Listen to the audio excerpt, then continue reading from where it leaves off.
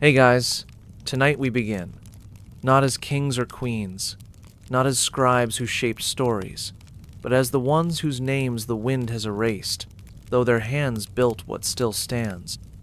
This time, you're not in a throne room, you're in the dust, under stars that don't care what tomorrow demands of you. You've worked with stone all day, and now, with your back stiff and your eyes half closed, the only thing left to do is remember softly, silently, how it all feels when night falls in the shadow of eternity. So, before you get comfortable, take a moment to like the video and subscribe, but only if you genuinely enjoy what I do here. And let me know in the comments where you're tuning in from and what time it is for you. It's always fascinating to see who's joining us from around the world. Dim the lights. Maybe turn on a fan for that soft background hum. Let your room fade into stillness. Maybe your sheets rustle like linen that clings to a tired body. Maybe your breath settles like the sand just after the wind. Wherever you are, bed, couch, floor, just be there. Still. Because that's all they ever wanted after a day beneath the sun. Stillness. The kind that didn't ask for answers or movement, only that they made it through. Tonight, you step back, far back, to when the Nile still whispered secrets in the dark, and pyramids weren't tourist stops, they were the edge of belief, of labor, of sleep-deprived faith. You are among the nameless, a laborer, a soul with cracked heels and a quiet hunger. The kind of hunger that bread can't satisfy. You've carved stones all day, and now your body aches in places you've stopped naming. But you made it here, back to the camp. Back to a fireless night where the stars blink like distant promises no one ever collected. This is not a story about conquest or glory.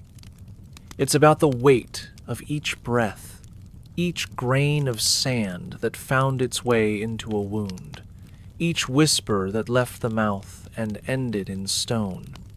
You don't need to know what year it is.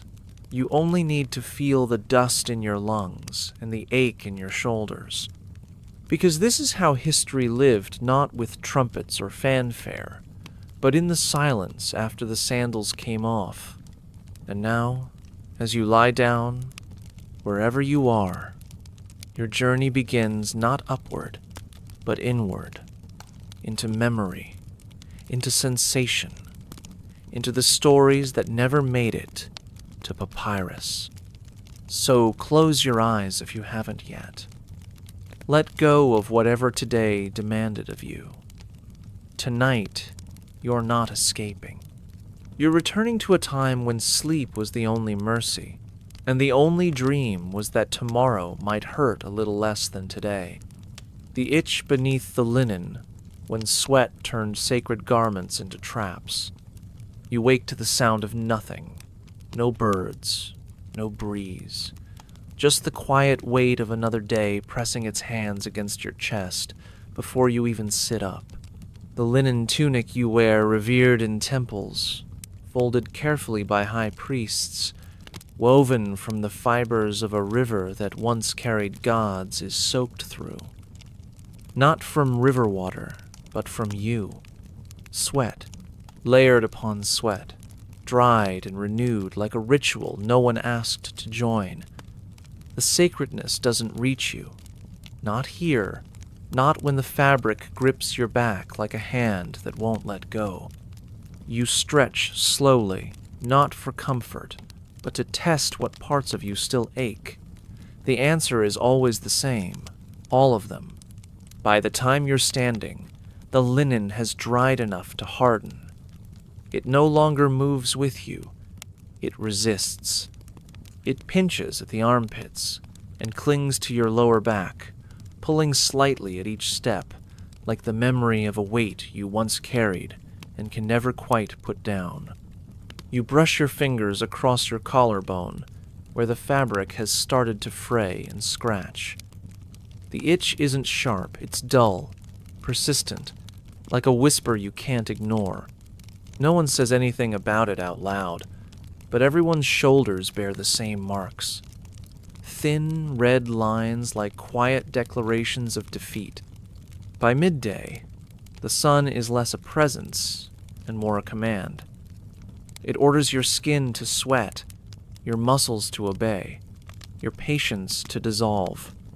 And as the heat rises from the stones you shape and stack, your linen begins to betray you.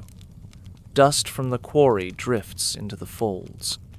Fine grains settle in the seams, combining with the salt of your body, forming something coarse, almost sharp.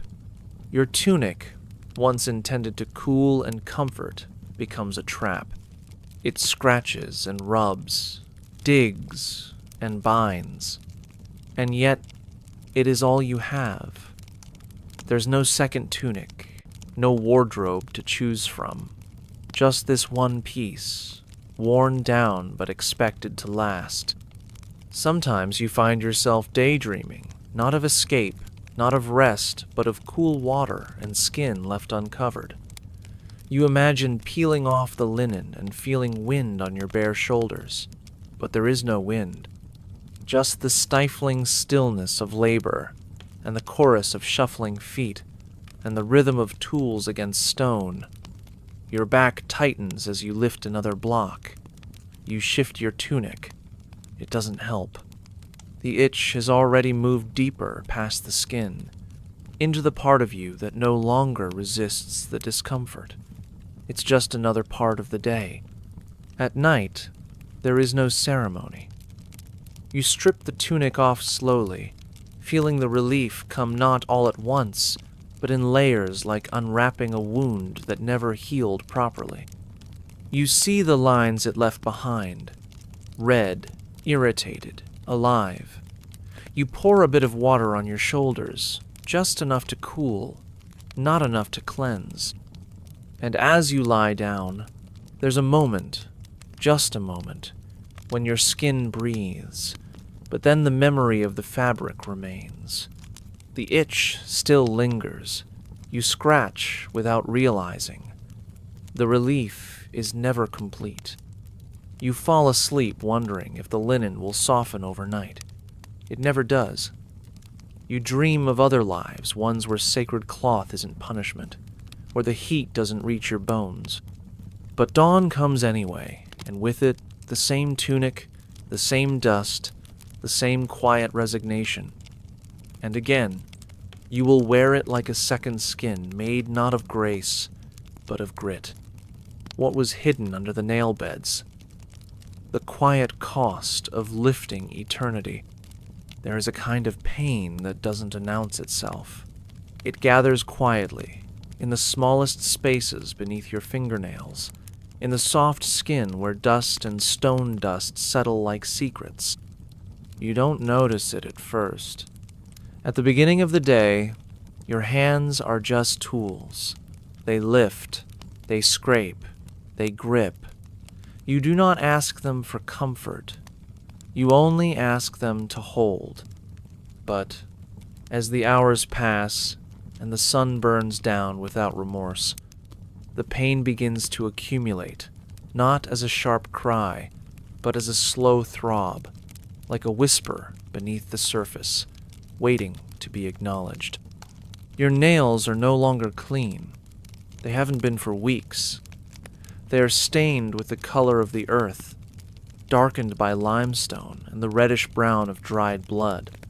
Tiny shards of stone get trapped there, invisible at first, but felt with every touch. You try to ignore them. There's no room for delicacy here. If your hand is still attached, it's considered fine. No one expects you to be whole. No one asks if your fingers bend the same way they used to. The tools you use don't care if your grip falters. The stone only knows to resist. At times, you press your thumb against the edge of a block and feel a jolt, not sharp, not unbearable, just present. A reminder that underneath the skin, beneath the nails, there is still you. still flesh that remembers softness, even when surrounded by the hardness of the task. The worst part is that you get used to it. The soreness, the raw edges, the quiet pulse under your fingernails like a second heartbeat. You adapt. You learn how to hold without curling, how to drag without dragging yourself into pain. And when the cut grows too deep or too red, you don't bandage it. You cover it with dust. Because dust, at least, is everywhere. And it keeps the blood from shining. By the time night falls, your fingers are swollen and tight. The nails ache even as you rest them by your side. You dip them into a small bowl of water, not to wash, but to soothe. The warmth of it feels almost human.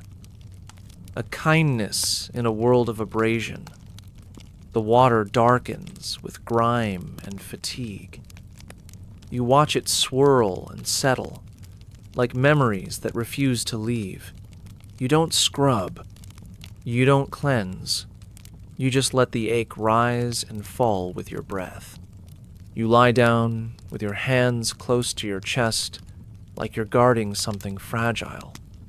Not the tools, not the stone, but the pieces of yourself that still feel. And as you drift into sleep, you don't dream of pyramids or glory.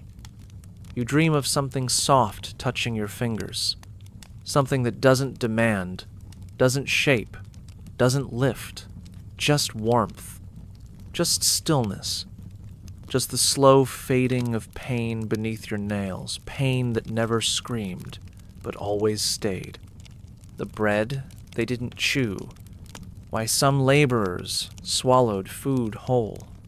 There's a certain silence that falls over the workers at dusk.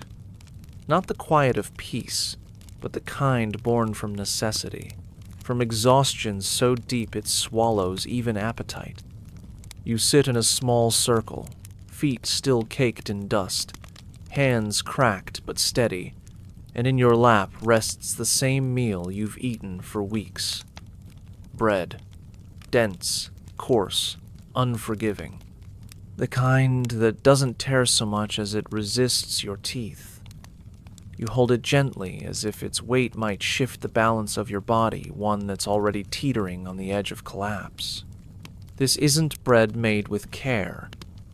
It's baked with haste and barely fermented grain. The crust is hard, the center dry. Some say there's sand in it not by accident, but because the flour isn't sifted well enough, or because the storage baskets were never cleaned. Whatever the reason, it grinds against your molars like tiny stones, and every bite is a risk. You've seen men crack teeth mid-meal. No one flinches. No one speaks. The pain is just absorbed, added to the inventory of daily discomforts. So you learn not to chew. You break off a piece and place it on your tongue like a stone you mean to swallow. A quick sip of water if you have it, and down it goes.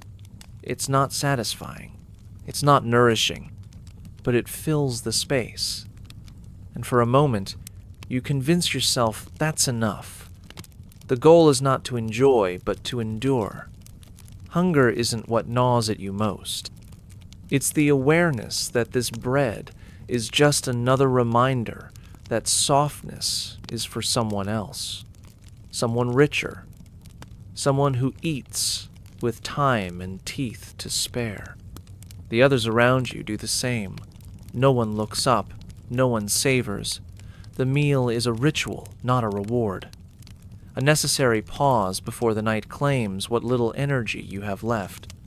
And in that silence, there's something almost sacred, not in the bread itself, but in the way you all pretend it's enough. That it's fine. That it doesn't hurt. That it's okay to swallow without chewing. Because maybe if you do it fast enough, you won't notice the bitterness, or the grain that scratches, or the part of you that misses the idea of food being something more than function. When it's over, you brush the crumbs from your lap, Not out of cleanliness, but because even waste feels like something precious now. You lie down with the taste still clinging to your mouth, dry, metallic, faintly sour. You try not to think about the teeth you've lost, or the ones that might not last another week. You press your tongue against the roof of your mouth and feel the grit. You swallow hard, and then you close your eyes, hoping that sleep will come quickly, and that in your dreams at least, food might be soft again. How moonlight softened the faces that daytime had cracked. By day, the sun is merciless. It carves its mark into every face it touches, deepening lines that weren't there the year before. You walk beneath it not as a person, but as a shadow of one squinting, sweating, tightening your jaw to keep from groaning aloud. Your cheeks burn. Your brow knots, not in thought, but in sheer resistance to the glare. No one smiles under the sun. There's no room for expression when every muscle is employed just to keep going. By afternoon, the faces around you, those of men you've known your whole life, begin to resemble the stone you carve. Impassive, cracked, unyielding. But when the sun sets, everything changes. The heat lifts, slowly, like a damp cloth being peeled from your back. The sharp lines soften. The silence remains, but it no longer chokes. It floats. And in that fragile pause between exhaustion and sleep, you notice something strange. As the moon rises over the Nile, the faces that looked like stone now begin to melt into something human again. You glance at the man beside you, someone who barely spoke all day, and for a moment, his features seem familiar in a way they weren't before. Not because they've changed, but because you've stopped bracing against the light long enough to see them. The moonlight here isn't bright. It doesn't expose. It reveals, slowly, gently, like water smoothing a rough edge. It casts everything in blue, not cold, but calm. And under that glow, the tired lines around a man's mouth no longer look bitter, just worn. His closed eyes don't seem defensive anymore. They seem at peace. Even the scars look less like stories of violence, and more like reminders that he's still here, that he's made it through another day. You feel it in your own skin, too, the way your face unknots, the way your lips fall open just slightly, no longer tight from thirst or restraint.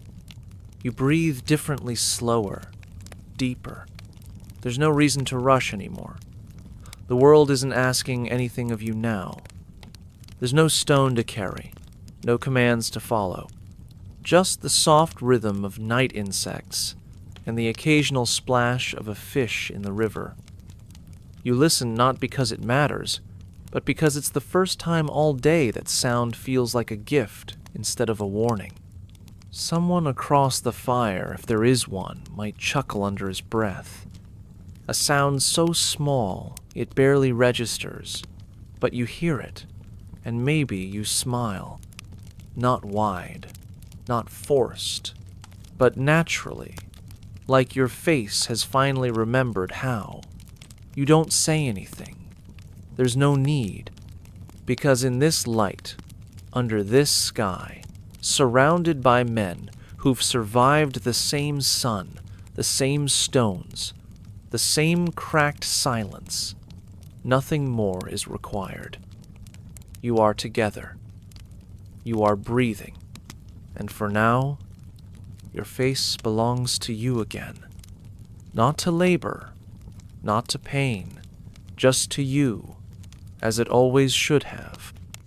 A secret belief that statues could feel regret. You don't talk about it during the day. Not while the overseers are watching, not while the chisels ring against stone or while your back strains to lift what shouldn't be lifted. But there's a belief that creeps into your thoughts when the air cools, and the shadows stretch long over the work you've done. A quiet superstition passed down from the older ones, whispered just once, maybe, but never forgotten, that some statues feel. That beneath their silent gaze, beneath the polished limestone and the perfect angles, there's something more than stone. That regret can live in eyes that never blink. You've seen them. The colossi, the carved gods, the guardians of tombs and temples, their faces serene, unmoving, their expressions untouched by time, immune to suffering. But sometimes, when you pass by them at night, when the stars hang low and the only light comes from flickering oil, there's a sensation you can't explain, as if they're watching not out of judgment, but sorrow, as if they know what it cost to bring them into being. The older men say the gods don't speak during daylight, that the sun burns away anything too human. But at night, in the hush between one breath and the next, the statues remember. They carry it, all the cracks in your skin, the blood left on tools, the quiet collapse of a man who didn't drink enough water. And maybe, just maybe, they carry their own sorrow too. Because if divinity lives within them, then surely it must know what it took from you, what it demanded, and surely it must feel the weight of that. No one says this out loud. You'd be thought foolish, or worse, weak. But there are moments, fleeting and raw, when you pause in front of a statue and feel something shift in your chest. Not fear, not reverence, something quieter, recognition, as if the lines on its face mirror the ones you've earned on your own, as if the tilt of its mouth sculpted to look noble, distant, is in fact mournful. You've caught yourself asking, silently, was it worth it? Not to anyone around you, not to the foreman, but to the figure looming above, whose shape you helped create. You know it won't answer, but you ask anyway. Because in that question, you're not just seeking justice, you're seeking validation. That what you've given your sweat, your youth, your sleep, meant something. That the stone took notice. That the God within remembers your name, even if no one else will. And as you walk away, your steps slow. You don't look back, but the feeling lingers, like an echo that doesn't belong to you, like a sadness borrowed from something ancient. You lie down later with that thought still nestled in your chest, heavy and strange. Maybe the gods do weep not for what they've lost, but for what you gave. And maybe, just maybe, that makes the silence easier to bear. The cracked heel philosophy. When pain became proof of purpose, you stopped noticing it after a while, the pain in your feet. At first, it was sharp, undeniable, like stepping on fire-dried clay each morning. But now, it's something different. A constant throb woven so tightly into your day that it barely registers as separate from breathing. Your heels are no longer skin. Not really.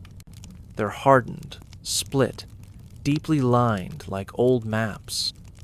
And those cracks, those small, rough wounds, carry the story of every path you've walked beneath the weight of stone and expectation. They are not hidden. Everyone sees them.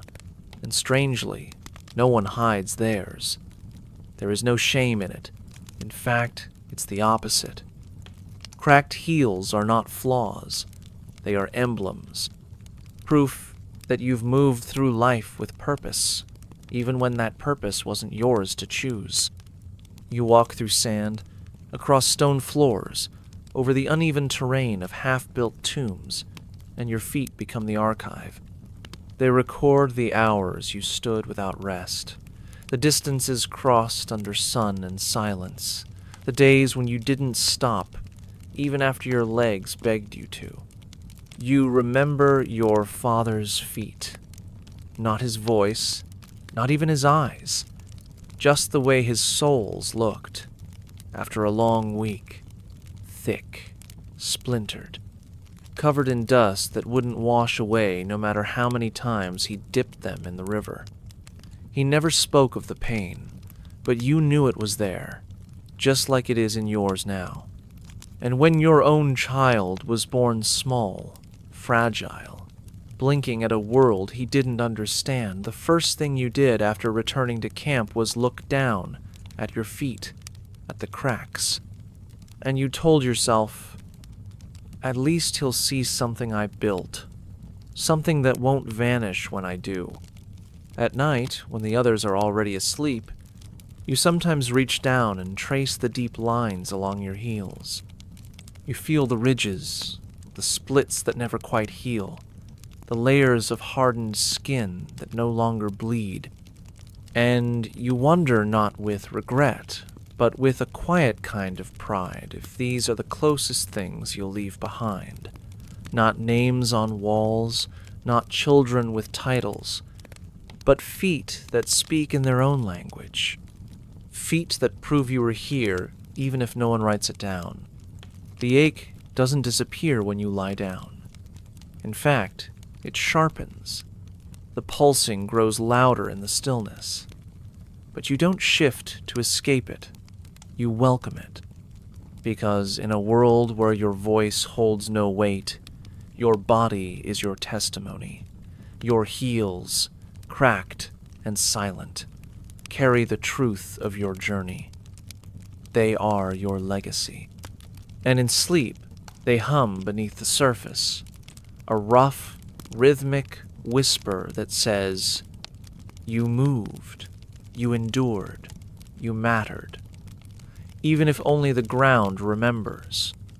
When laughter was illegal, the quiet rebellion of nighttime jokes.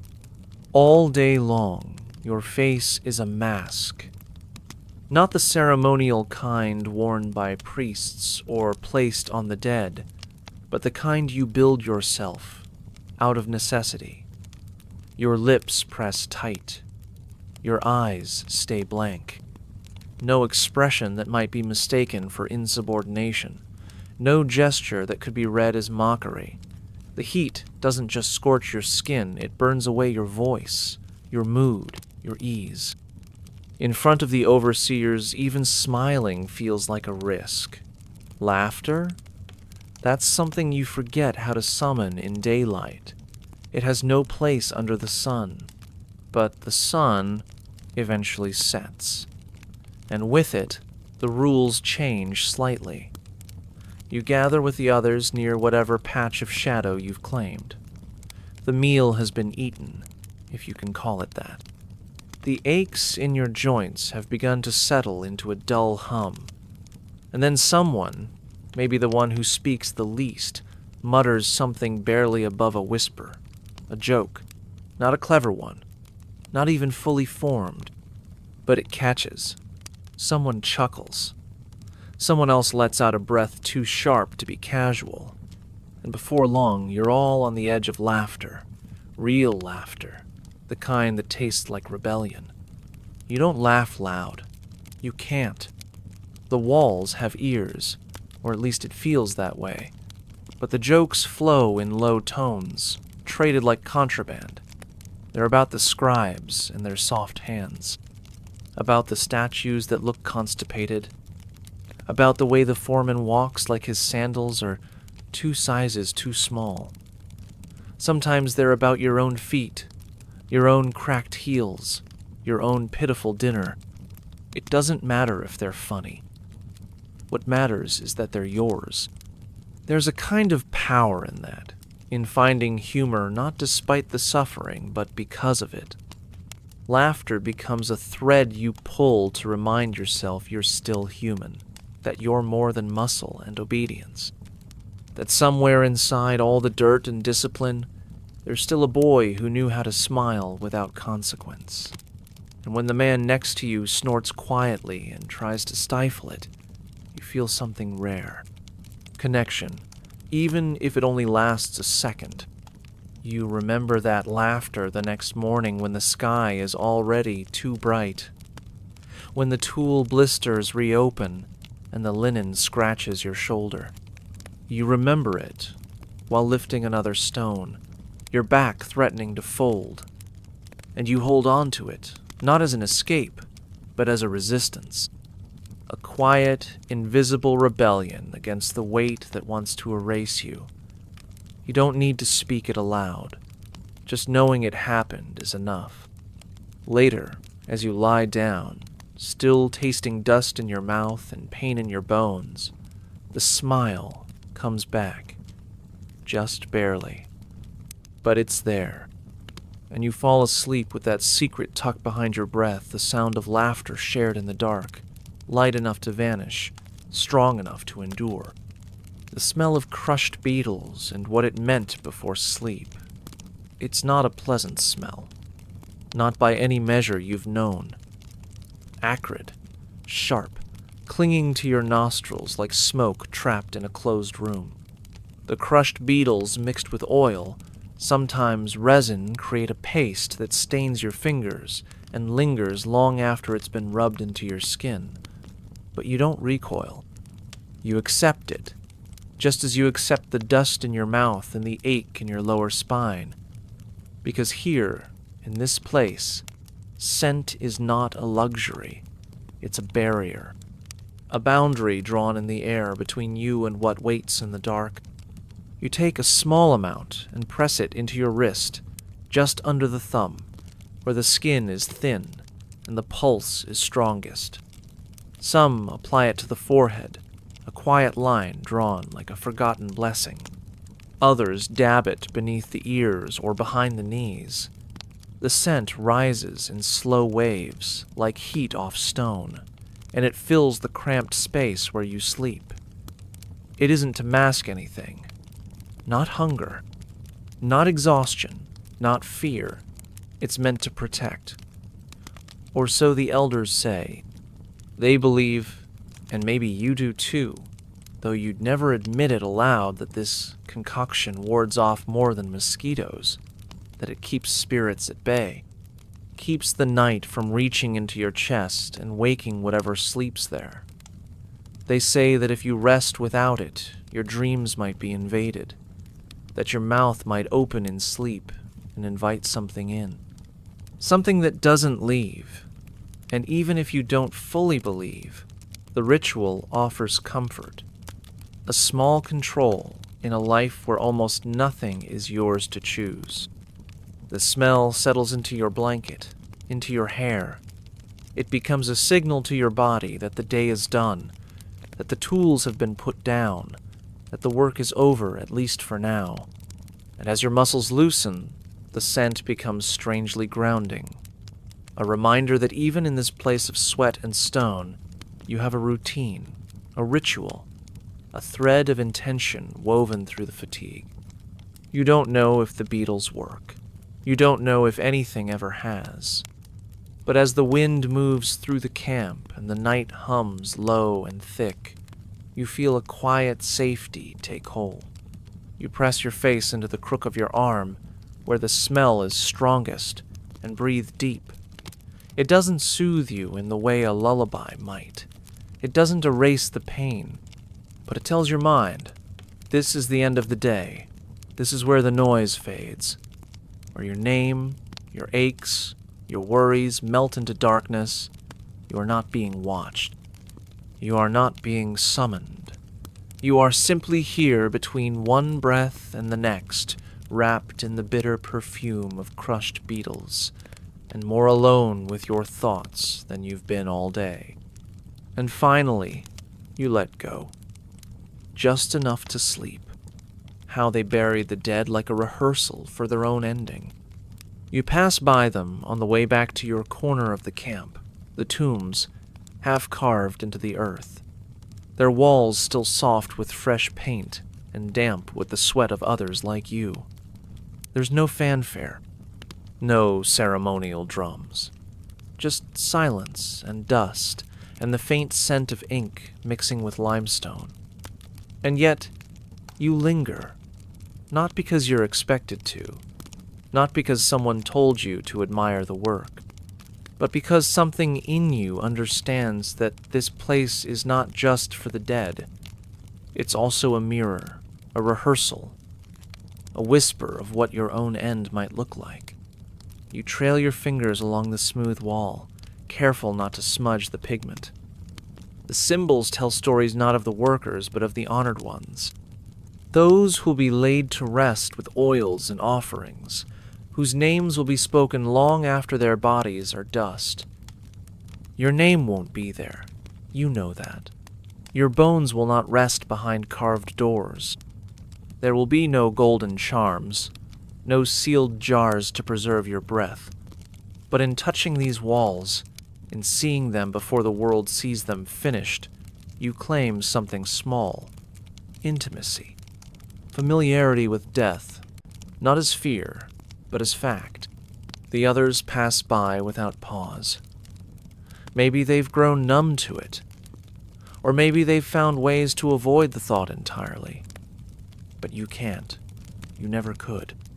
There's a strange peace in knowing how the end is shaped, in seeing the brush strokes up close, the rough stone before it's polished, the quiet space that will one day echo with prayers, none of which will be for you. You stand there for a moment longer than you should, breathing in the chill that clings to walls underground, and let it settle deep in your chest. When you finally lie down, the memory of the tomb still clings to your skin like a second layer. Not heavy, not frightening, just present, like a stone placed gently in the hand of a statue.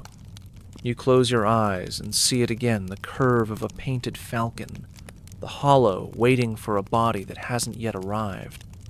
You wonder what it feels like to be wrapped in linen with purpose, to have your stillness honored instead of ignored. And then you smile, just a little, because while no one may paint your story on a wall, you still touched it, still knew it, still walked beside it in the quiet of dusk.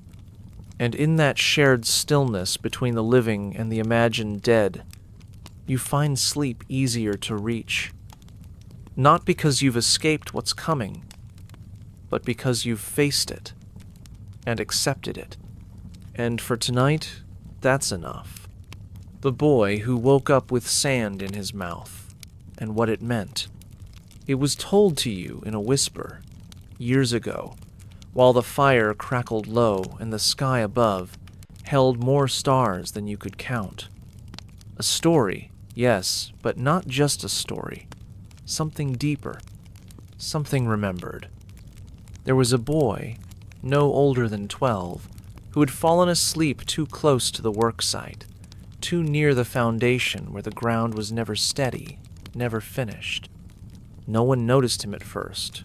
He was just another shadow among many, curled up against the stone like he belonged to it. During the night, the wind rose, not wildly, just enough to loosen the dry crust of sand and send it spilling in thin, soundless sheets, just enough to cover a mouth, just enough to remind the world that even stillness can be swallowed. They say he didn't scream, that when they found him the next morning, he was sitting upright, his eyes wide but unblinking. He was alive. But something inside him had shifted. His mouth still carried traces of grit, and he wouldn't or couldn't speak again.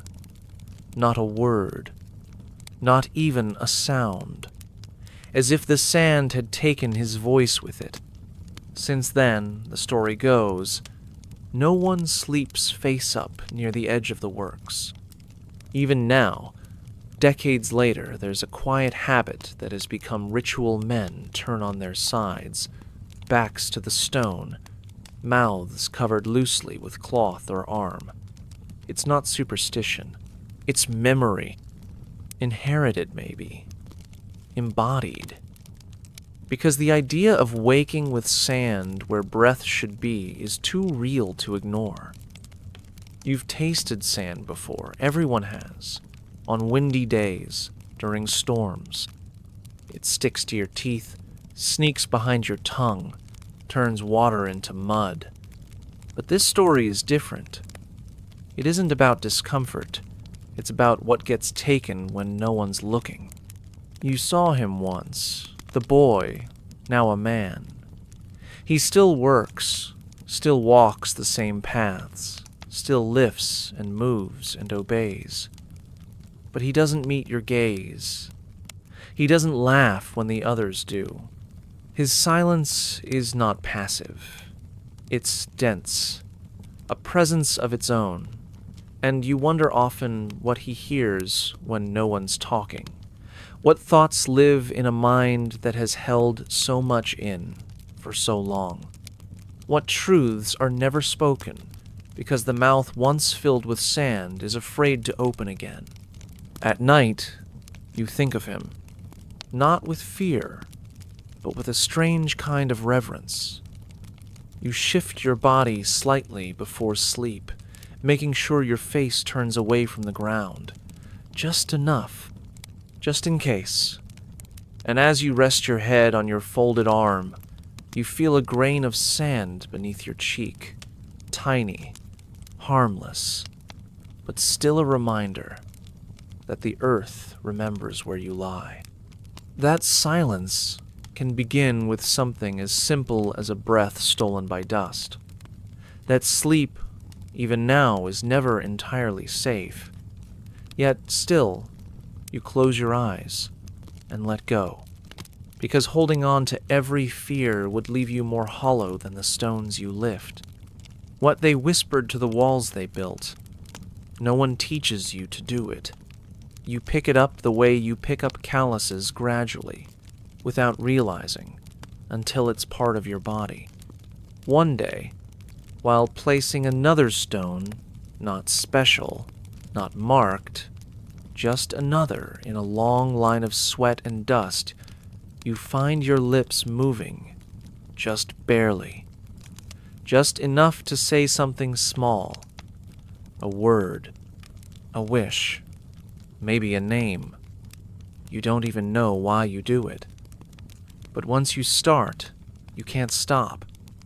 The walls, after all, don't interrupt. They don't correct. They just listen.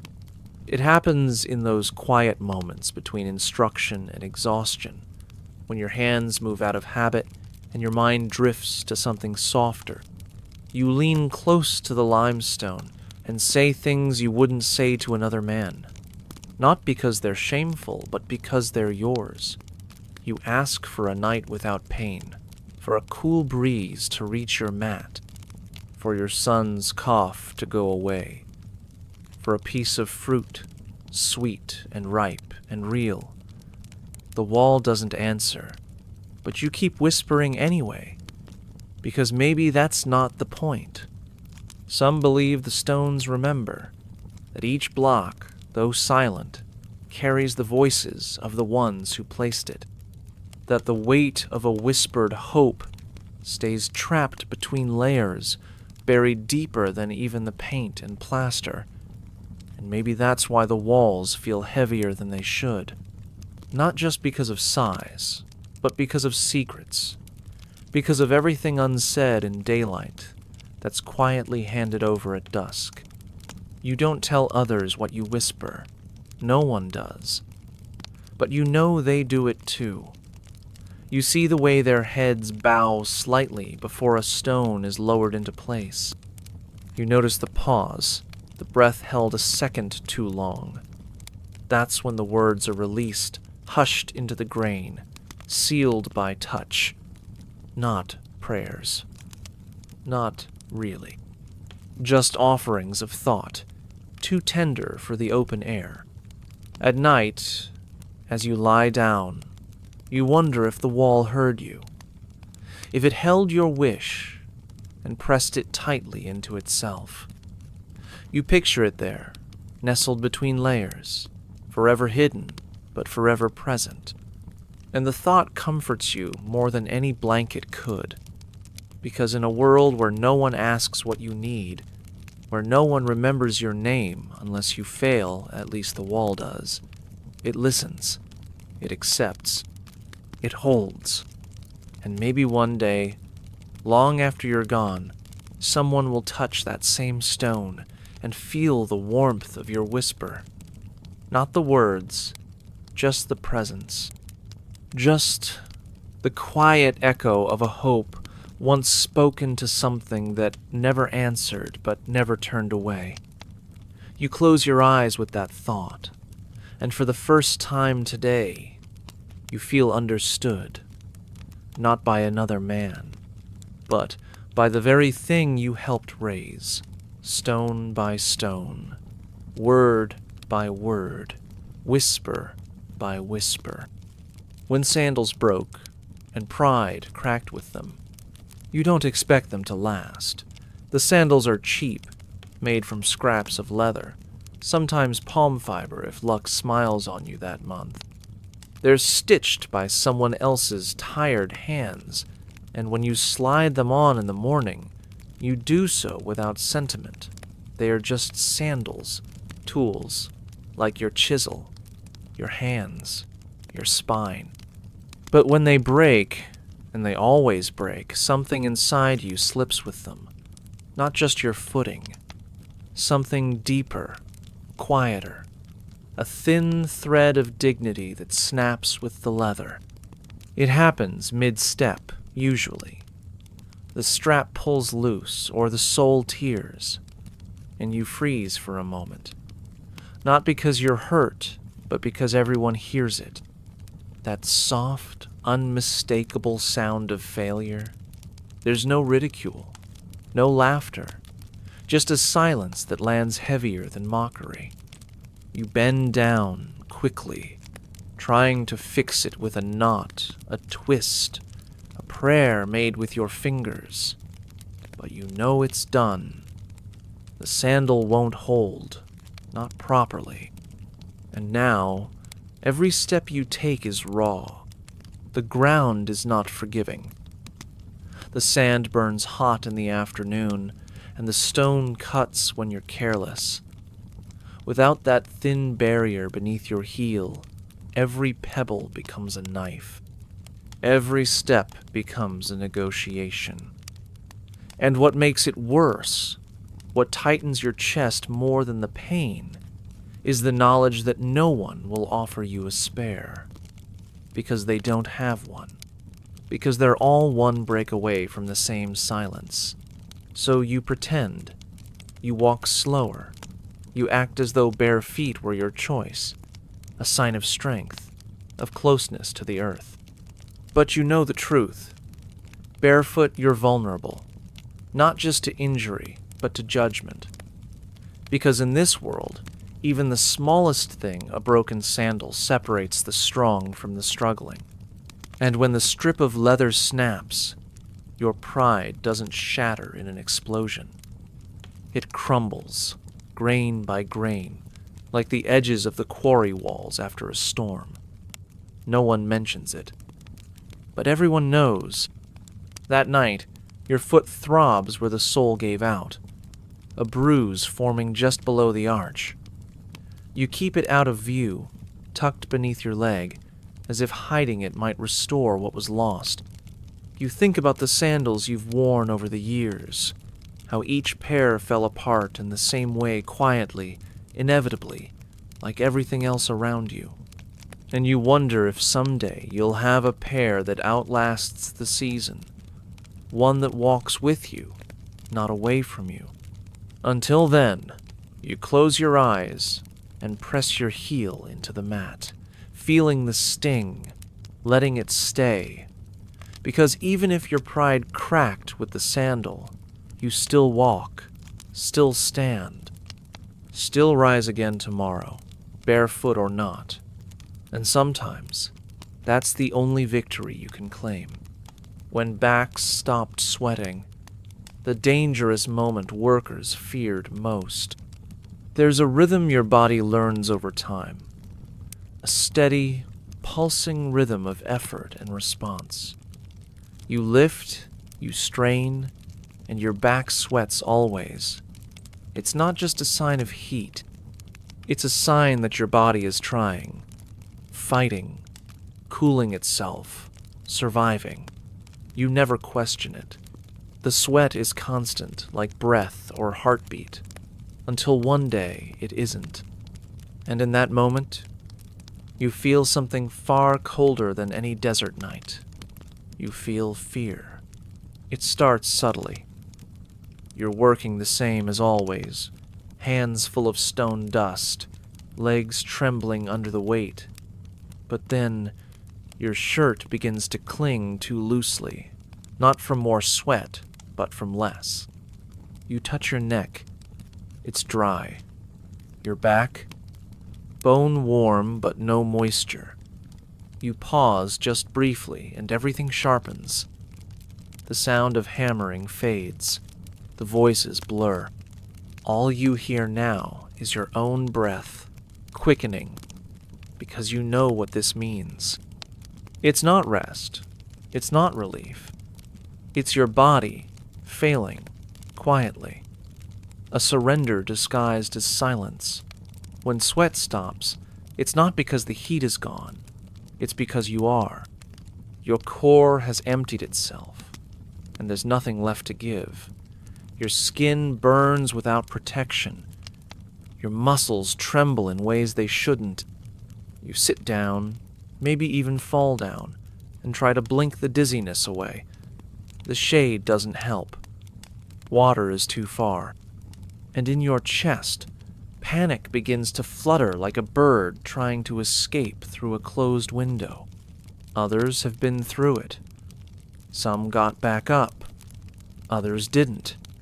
You've seen them hauled away in makeshift stretchers, their limbs loose, their eyes unfocused. You remember the way one man whispered nonsense, staring at the sky, convinced he was underwater, and then he was gone. Quietly, as if sweat had been the last thing tying him to the world, and once it left, everything else followed. So now, as you sit on the ground, you pray not with words, but with actions. You breathe slowly. You press your hands into the dirt. You close your eyes and beg for just one bead of sweat to return. Just one sign that you're still fighting, that your body hasn't fully let go, and after a moment long, impossible, sacred, you feel it. The tiniest trail across your lower back. Salt and water and survival. When night comes, you lie very still. Your shirt is damp again, clinging to your skin. It itches, but you welcome it. You feel each drop as proof that today didn't take you, not entirely. And though your head still pounds and your stomach coils in uneasy spirals, you sleep. Because you've learned something frightening, that silence isn't always safety, and dryness can be deadly. And tonight, for now, you are still here, still sweating, still alive. The forgotten left hand. What tools taught about social worth? The tools were never made for both hands. They were designed with one assumption, that every worker was like every other, right-handed by nature, by design, by expectation. And if you weren't, if you were born with strength in your left, with instinct in your fingers, and comfort in your grip, you learned quickly that didn't matter. The tool would not bend for you. You had to bend for it, or be left behind. So you adapt, awkwardly at first. Your cuts come out crooked, your lines jagged. Supervisors frown. You hear the whispers, not cruel, just cold. He's slow. He's clumsy. But you aren't. You're just backwards, in a world that doesn't want to see the other side.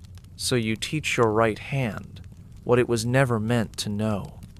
Not because you want to, because you have to. You grip the chisel differently. You position your body at an angle that strains your shoulder, your hip, your neck. And still, you don't complain. Because complaining doesn't change the shape of the tool. The left hand, your left hand, becomes something you hide. It's there, always, assisting, holding, bracing, but never leading, never trusted. You start to resent it, like an extra mouth you have to feed, like a part of yourself that failed to meet a rule you never wrote. At night, it aches, not from overuse, but from neglect, from the slow erosion of worth. You massage it with oil, quietly, in the dark, like an apology, for not letting it be what it was meant to be. You watch the others, the right-handed ones, move with ease, with fluidity. Their movements make sense to the world around them. The tool fits like an extension of their will. And while no one says it aloud, you know, there's a silent ranking here, drawn not by blood or skill, but by symmetry. The closer you are to the center, to what's expected, the less you have to explain yourself. The more the world agrees with your shape. Over time, your left hand becomes a kind of ghost, present but never acknowledged, a servant to its favored sibling, and yet you never fully abandon it. How could you? It still steadies the stone. It still catches what slips. It still presses the bandage when the other hand bleeds. It is not useless, just unseen, like so much of what you carry. As sleep approaches, you curl both hands against your chest, equal, at least for now. The darkness doesn't care which hand holds the tool. It only cares that you survive the day. And as your fingers twitch in rest, maybe your left hand dreams of carving something on its own, something small, something that doesn't need permission to exist. And maybe, just maybe, tomorrow you'll let it try. Even if no one notices, even if no one understands, because sometimes simply remembering what's been forgotten is its own quiet kind of power. Why some workers lied about their dreams and what they feared at dawn. You don't talk about your dreams openly. Not here. Not with just anyone. Because in this place, dreams are more than flickers of the mind. They're warnings, omens, messages, carried through sleep like folded papyrus, fragile and full of meaning. And meaning is dangerous. A dream about a scorpion? That's trouble. A falcon in the dark? A sign? A scarab crawling through sand? That could mean death, or worse, misfortune without end. So, instead of telling the truth, you invent something harmless. A calm river, a ripe fig tree, a fish swimming lazily through still water. Nothing too detailed, nothing too strange. The lie becomes routine, not out of deceit, but protection. You wake before the sun, the remnants of some twisted, vivid dream still clinging to your thoughts, and you strip it down, smooth its edges. You rehearse the false version in your mind, because someone might ask. And if they ask, you need to be ready, not just to answer, but to answer safely. Because around here, the interpretation matters more than the dream itself. And a wrong word can follow you for days, weeks whispered behind hands, glanced through narrowed eyes. There was a man, once young, quiet, no trouble to anyone. He said he dreamt of a door opening on its own. Just that. A door, slightly ajar, no one behind it. The next day, he was gone. Some said he was reassigned. Others swore he fell from scaffolding before noon. No one really knew. But since then, a door in a dream is not something you mention, even if you see one. Even if you wake sweating, heart racing, and the image won't leave, you just say fig tree, or fish, or wind, always something benign. And yet, you still dream. You can't stop them. In the heat of the night, your mind conjures things you don't invite. Faces of the dead. Eyes watching from places no light reaches. Sometimes you float. Sometimes you're buried. Sometimes you're back home, before all this, and your mother's voice echoes like a chant you've forgotten how to sing. You wake from these with your chest tight, your mouth dry, your arms wrapped too tightly around yourself. But when someone nearby asks, "Did you dream last night?" you just nod and lie. Because here, silence isn't just golden, it's armor, and truth is too fragile to carry into daylight, especially when the sun is already burning your back before you've even stood up. So you let the truth settle deep inside, like sand between stone, and you speak only what won't follow you, only what won't mark you. You tell the safest version, and then you walk into another day, hoping that the real dream, the one you buried, stays quiet, at least until night comes again. And maybe, just maybe, this time, it won't find you. The flute they played facing the wall, and why it helped them sleep. You first heard it on a night when the wind was still and the camp unusually quiet. A soft sound, delicate but persistent, winding its way through the tents like smoke without fire. Not a song exactly, more like a sigh stretched into melody. You followed it, not with your feet, but with your ears, until you saw him, the flautist, sitting cross-legged, back straight, facing the wall of a half-built tomb. His instrument was plain, worn, carved from reed. His body barely moved, but the sound filled the space like breath filling a chest long denied air. He never turned around. He never looked at his audience, if it could even be called that. He played not for applause, not for attention, but for the wall, for the echo, for the way the sound bounced back, softened, reshaped. It was said he believed the wall helped him hear what wasn't his, that when the music returned, it carried more than notes. It carried memories. It calmed the ghosts. You sit nearby, not close enough to be noticed, not far enough to be ignored. The sound wraps around your thoughts, slow, gentle, measured, like footsteps taken in sand just before dawn. There are no lyrics, but somehow you understand it. It speaks the language of your backache, of the pressure in your temples, of the small, aching space in your chest where laughter used to live. And as the notes weave through the air, they do something rare. They ask nothing of you. They simply allow. Others come too, drawn by something they can't name. No one talks. There's no conversation. Just presence. A shared stillness. The flautist doesn't acknowledge anyone. His eyes remain on the stone. And the stone, impossibly, seems to listen. Maybe that's the secret.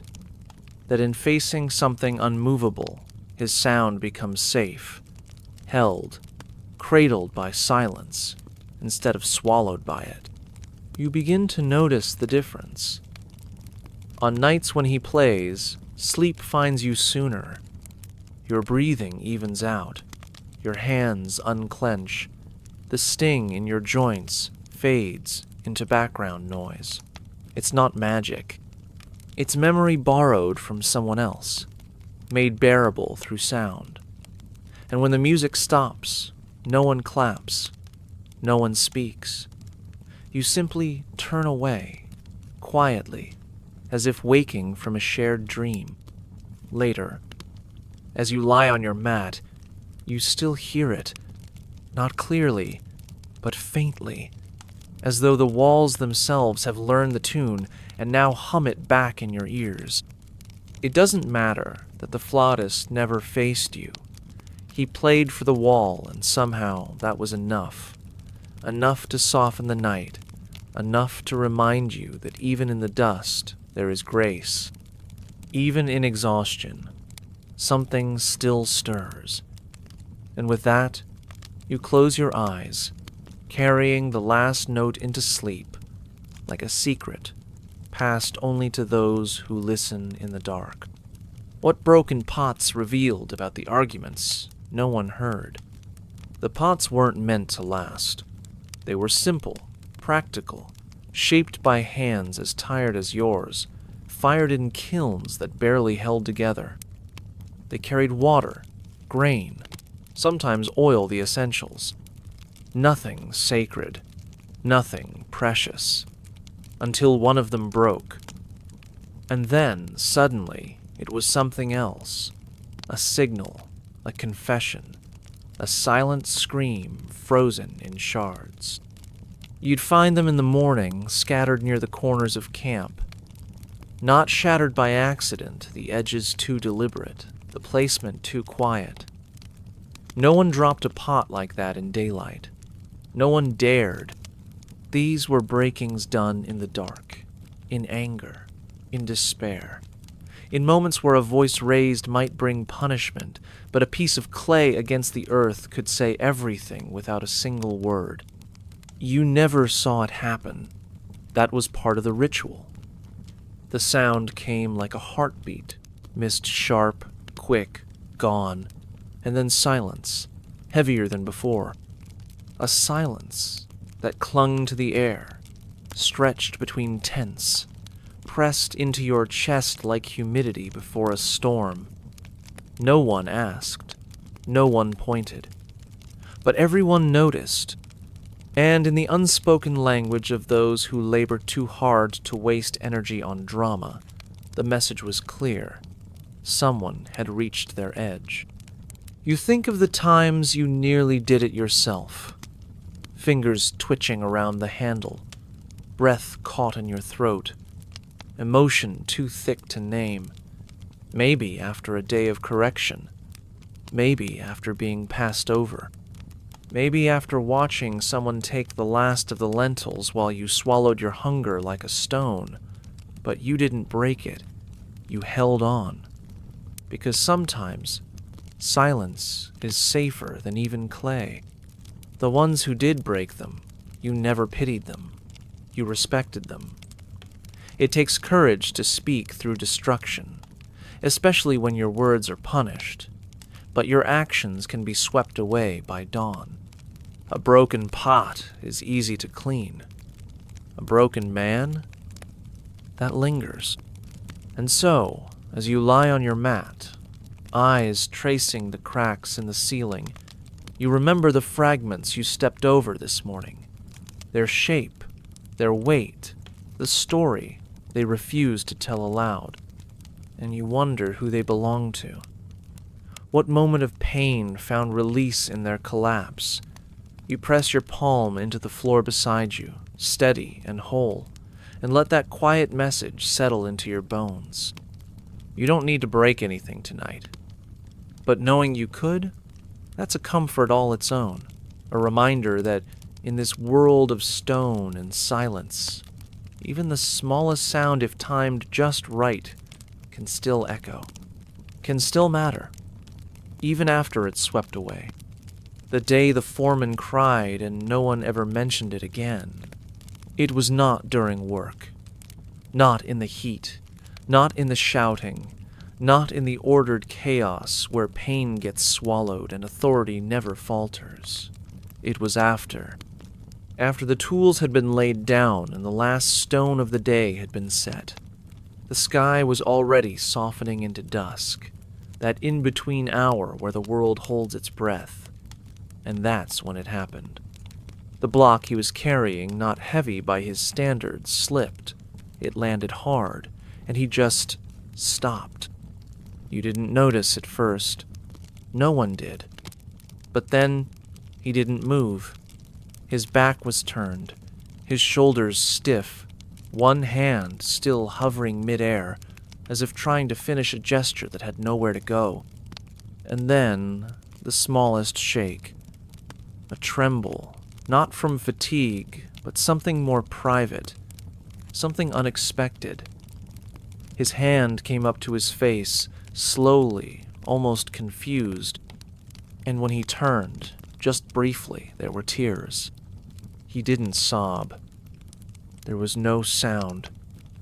Just the unmistakable glisten beneath his eyes, caught by the last light of the day. And in that instant, everyone saw it. Not just his emotion, his undoing. The collapse of something that had always seemed unshakable. A man who commanded, who corrected, who never broke stride suddenly, human in the most delicate, most impossible way. No one said anything. Not then. Not later. It passed through the group like a breeze felt, but never named. Eyes turned away. Not out of disrespect, but reverence. Because to see someone like that exposed, raw, felt almost sacred and fragile. Like looking too long might crack him further, or crack you in return. That night, in whispers too low to carry, it was mentioned. A nod, a pause, a shared glance. Not gossip, not judgment, just memory, passed gently like an old cloth. And then it stopped. No one brought it up again. It wasn't forgotten, but it was folded, tucked into the quiet space, reserved for things too heavy to lift, even together. And strangely, after that day, something shifted. He was still firm, still sharp, but there was a new shape to his presence, a sadness that softened his edges, a gravity that made his commands feel less like orders, more like burdens shared. He became someone you didn't just obey, but understood in the way you understand, someone who's been close to the edge and returned with silence instead of fire. As you lie down, the image returns, brief, flickering, the glint of tears in a face you never thought would bend, and you feel a strange comfort in it. Because if even he can break, and still stand, then maybe so can you. Maybe breaking isn't the end. Maybe it's just another part of the weight not to be hidden, but carried quietly, together. The invisible punishment. When water was withheld as correction, it didn't need to be shouted. No threats, no lashes, no public humiliation. Just a simple, deliberate act of omission, and it was enough.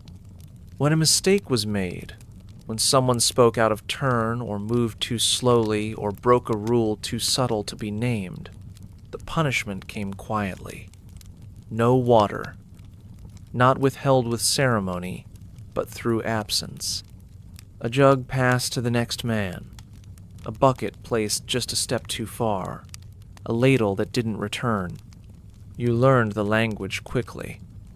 The way a glance from a supervisor could mean thirst. The way silence around the well grew louder when your name was unspoken. At first, you didn't believe it.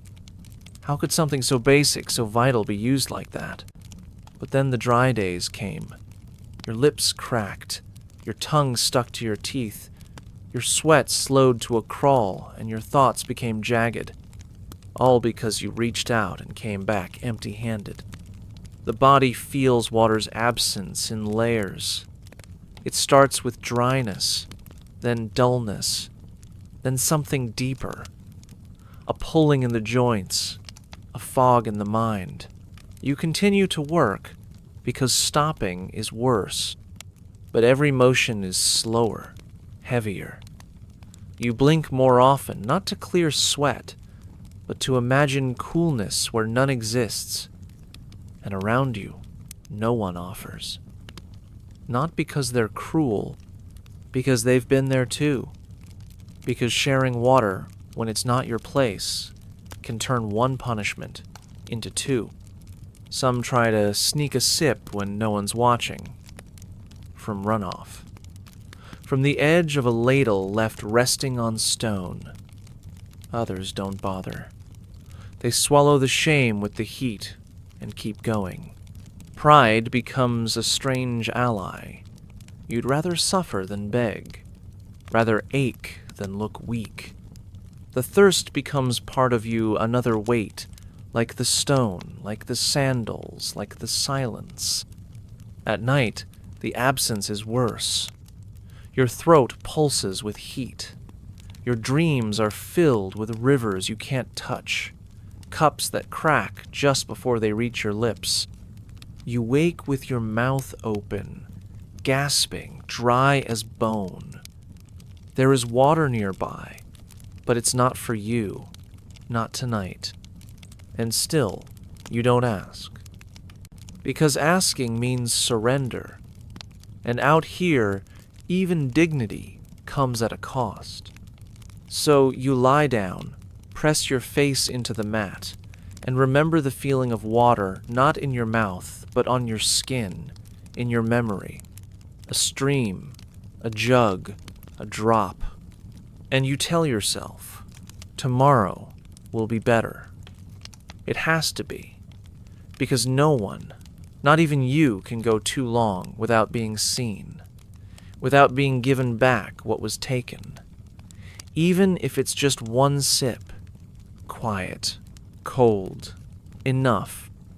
The woman who mended sandals at dusk, and the silent queue of men. She wasn't a laborer, not officially. She didn't lift stones or carve names into walls or stand for hours beneath a sun that peeled skin from flesh. But she was there, always there, just past the edge of the camp, sitting on a low stool with a basket of thread and scraps of worn leather at her side. And every evening, like clockwork, men would line up in silence, one after the other, sandals in hand or feet bare, waiting without a word. She rarely spoke. Her hands did all the talking. Precise, firm, fast. The needle moved through hide like a memory being stitched back together.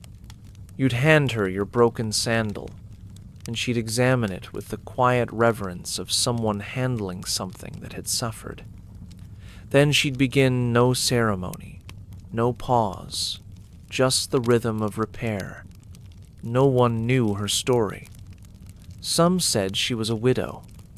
Others claimed she had once been a healer before the floods took her home. But no one asked, because asking would break the spell. And the spell was this, that for a few minutes while she worked, the world slowed. The pain in your heel, the frustration of a snapped strap, the silence you'd swallowed all day, it all softened under her hands. There was something maternal in her touch, but not in the way of comfort, more in the way of recognition. As if she knew, truly knew what it meant to walk until the soles of your feet gave up. As if, by fixing your sandals, she was honoring your endurance. She didn't rush, but she didn't linger either.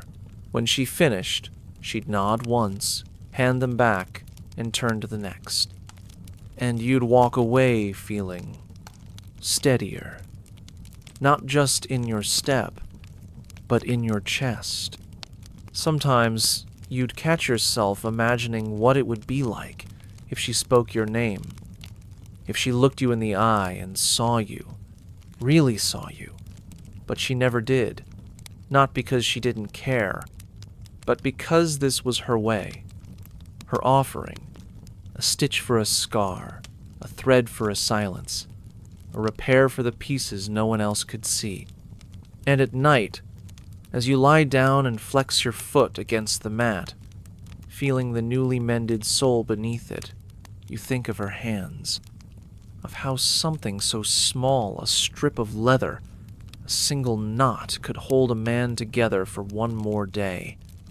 You press your foot against the earth, and it holds. And for now, that's enough. Because she made it enough. Quietly, completely, without ever needing to say a word. Why some chose to sleep facing the east, even when it meant less breeze. There is a pull that has nothing to do with comfort. A direction that calls to you not through instinct, but through something older.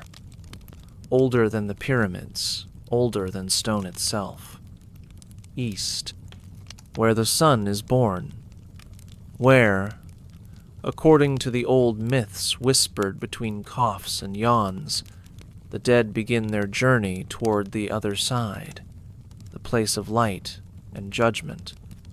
Of return, perhaps, or release. No one knows for certain, but still, many choose to sleep facing that way even when the southern breeze offers coolness, even when the night is thick and unmoving. You've done it yourself. Turned your body away from the air, ignoring the sweat pooling behind your neck, just to feel that strange alignment. It's not religious. Not quite. It's more like a hope you never put into words. A way of saying to the universe, if anything comes for me in the night, let it see my face. Let me meet it, not run from it. Because running, that's for the day. The night is for surrender. Some older men insist it matters, that how you sleep shapes how you wake, that facing east invites peace, and facing west invites confusion. One swore he dreamed more gently when his head pointed toward the rising sun. Another claimed he once heard a whisper from the soil beneath his mat when he lay that way. A voice not loud, not frightening, just present.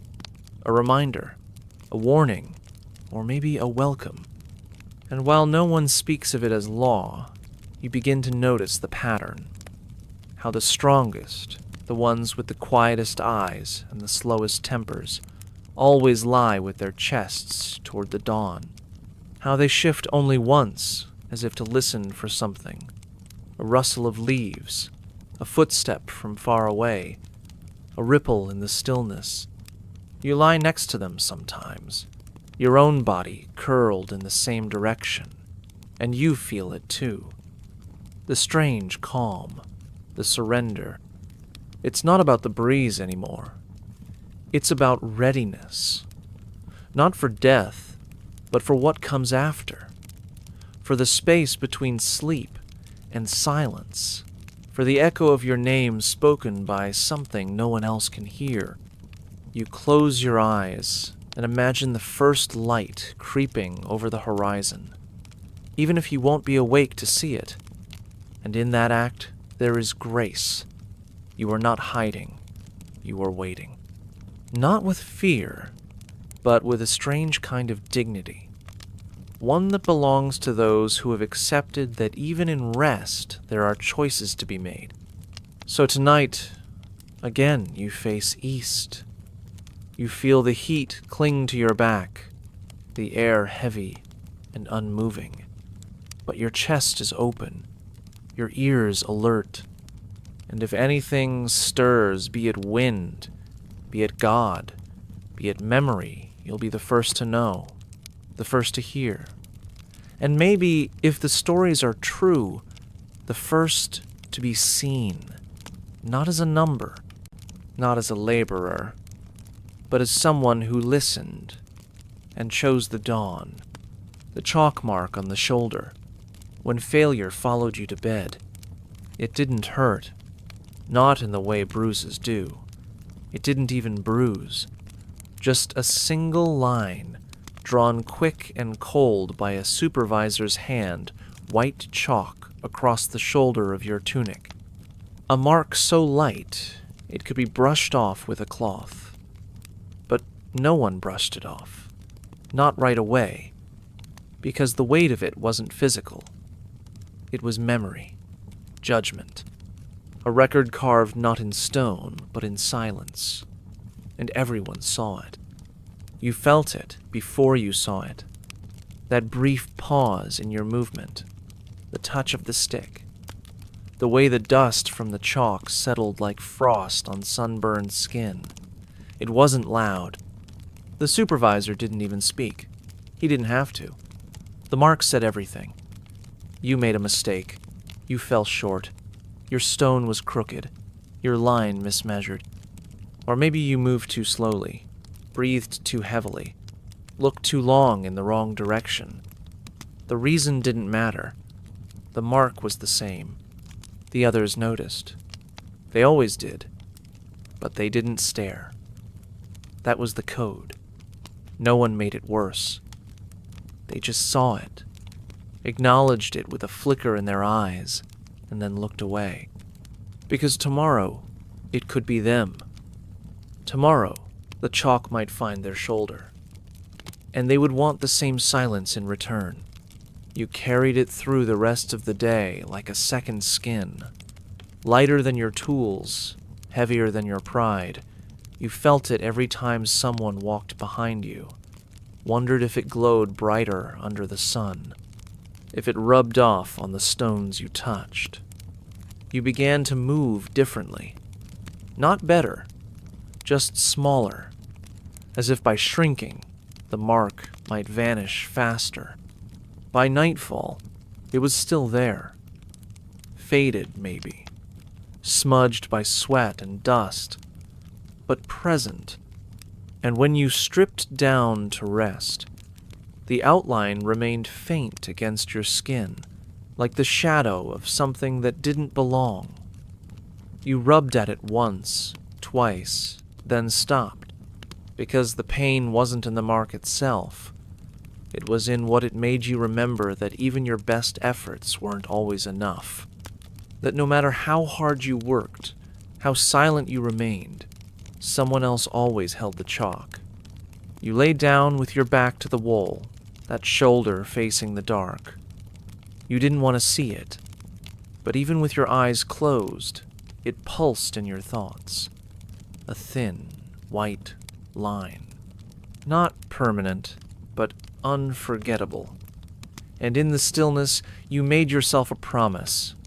Tomorrow, you'll move straighter, speak less, watch more. You'll do better, not for pride, not for praise. Just to end the day without the mark.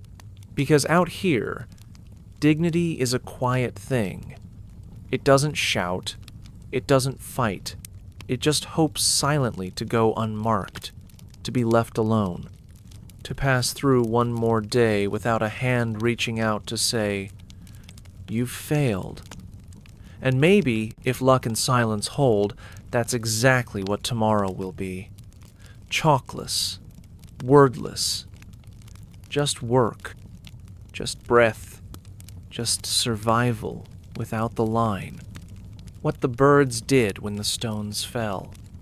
You grow used to certain sounds in the quarry, the scrape of copper on limestone, the muttered curses of tired men, the rhythmic grunt of labor repeated endlessly. Even the occasional thud of a dropped tool barely registers after a while. But there's one sound that never becomes familiar, one that slices through the air and freezes every hand mid-motion, the crash of a falling stone. Not the planned drop, not the guided placement, but a slip, a mistake, a failure. When it happens, the world holds its breath. The stone hits earth, or another block, sometimes shattering, sometimes only shifting with a sickening lurch. Dust explodes into the air. The noise is sharp, sudden, like a wound torn open in the fabric of the day. And for a second, everyone is still. No one moves. No one speaks. Eyes search for damage, for bodies, for blood. Sometimes there is none. Sometimes there is. But what always happens, every single time, without fail, is the birds. They move before the sound finishes. You don't even see them at first. You just feel the rush of air, the flutter, the ripple of wings in panic. They rise from rooftops, from rafters, from hidden nests wedged into stone cracks. A sudden storm of feathers and shadow.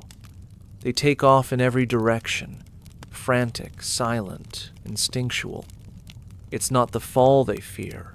It's what comes after. The shouting, the consequences, the silence. Because after the birds go, the quiet sets in thicker than before, heavy with what might have been. You watch the dust settle. You count the breaths until someone speaks again. And you wonder if the birds know more than you do. If they can sense imbalance, the way trees lean before falling. If they hear something in the stones that you don't. Something ancient, something final. You remember the worst one not because of injury, but because of what came after.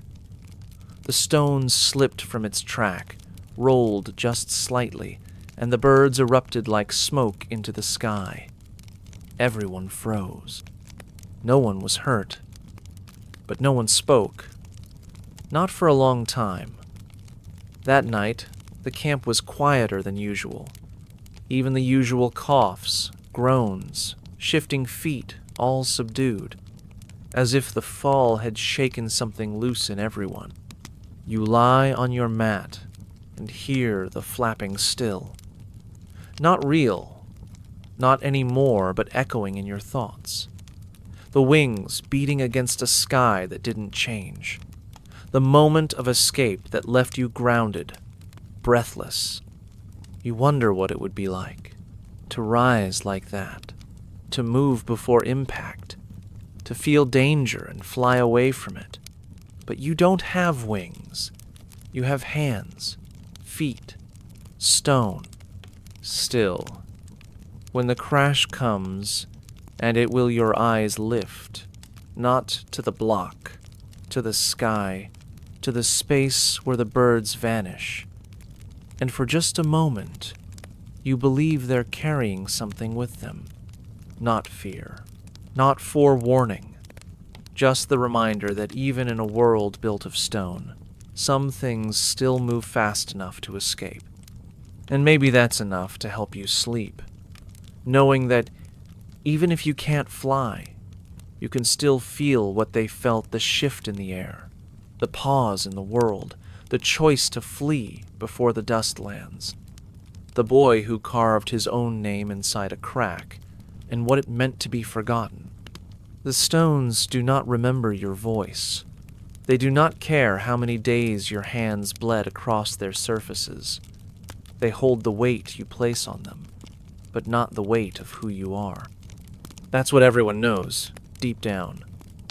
That's why, when the boy carved his name, just a few letters, crooked and shallow into the crack between two great blocks, he wasn't making a mark.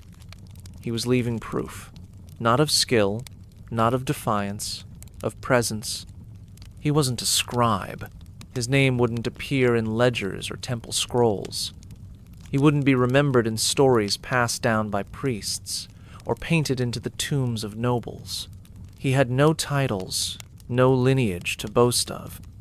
Just a name, small, easily overlooked, etched in haste during a stolen moment between tasks. A quiet rebellion, not against a master, but against time. Decades passed, the blocks settled, dust gathered. Others walked over that crack 1,000 times without noticing. But someone saw it, years later. Someone who wasn't looking for anything and found everything instead. There, in the shadow of giants, was a whisper carved in stone, the boy's name. No last name, no date, just the assertion, I was here. You think about that a lot, especially on days when your body feels like an extension of the tools you use. When your name is shouted only to correct you, never to praise. When you return to camp and no one looks up, you wonder what it would feel like to matter, even for a moment, and not just in memory, but in evidence. Something permanent, something not erased by the wind. You've never carved your name. You're not sure you will, but you've run your fingers over that crack. You've traced the grooves he left, felt the pressure of his hand echoed in the stone. It's not deep. It could vanish tomorrow if someone fills the gap or if rain finds its way in. But for now, it remains. A message without a sender, yet meant for you all the same. At night, when you lie awake and the weight of the day presses down harder than the heat, you think about that name. You see it in your mind, crooked, uneven, alive. And you understand something you hadn't before. Being remembered isn't about statues or stories. It's about leaving behind something that says you tried, that you endured, that you mattered, if only to yourself. And maybe one day, someone will find your mark, a scratch, a symbol, a line left where no one was meant to see. And maybe they'll feel what you felt. That brief, electric sense of connection, of continuity, of being part of something larger than labor, a history made not by kings, but by those who worked beneath them, quiet, hidden, undeniably real, the day no one sang. What the absence of humming meant. It wasn't planned.